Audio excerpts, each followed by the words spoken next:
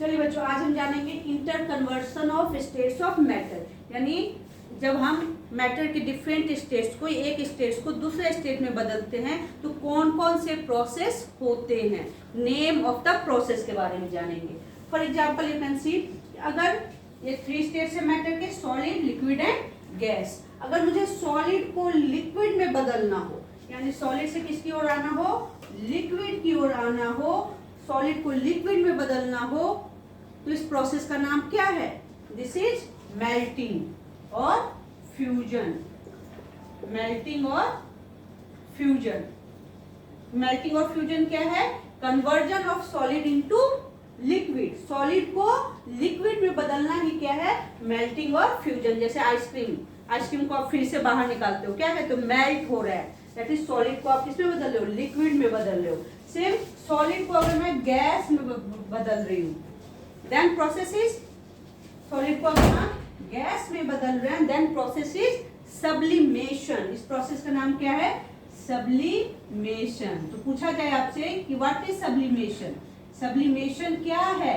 The process of converting solid into gas. Solid को direct gas में बदलना, बीच liquid का स्टेट नहीं है यहाँ पे, सॉलिड को डायरेक्ट किस में बदलना है? गैस में बदलना है, then it is sublimation.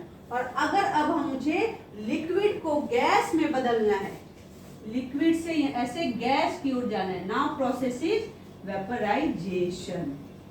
Vaporisation. तो एग्जांपल देखिए इन सभी के। पहला प्रोसेस क्या है हमारा?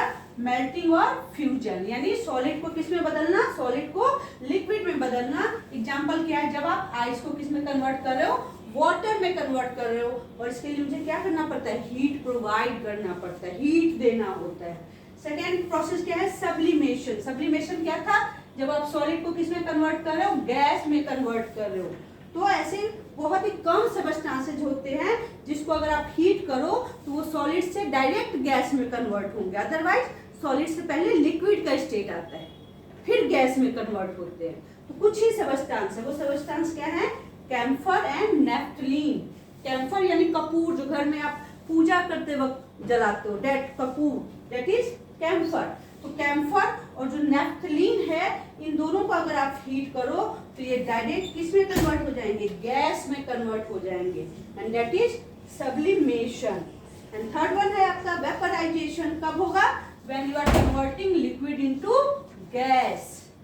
एग्जाम्पल क्या है? वाटर को जब आप हीट कर रहे हो तो ये किस में कन्वर्ट हो रहा है? स्टीम में कन्वर्ट हो रहा है, and that is vaporization, converting liquid into gas.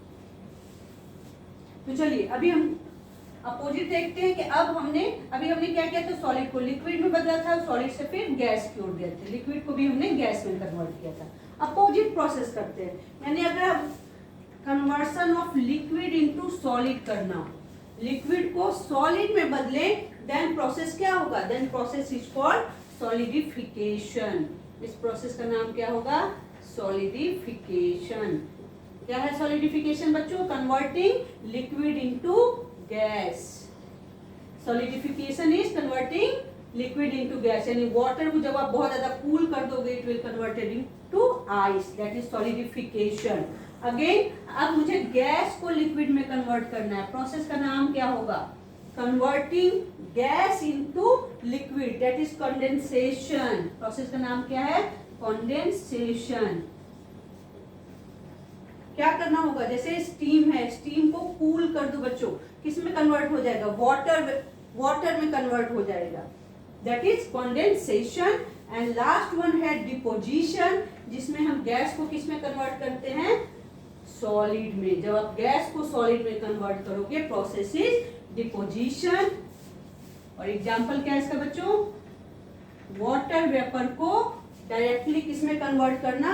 Ice में कन्वर्ट करना, that is example of deposition. तो हमने 6 प्रोसेस पढ़े,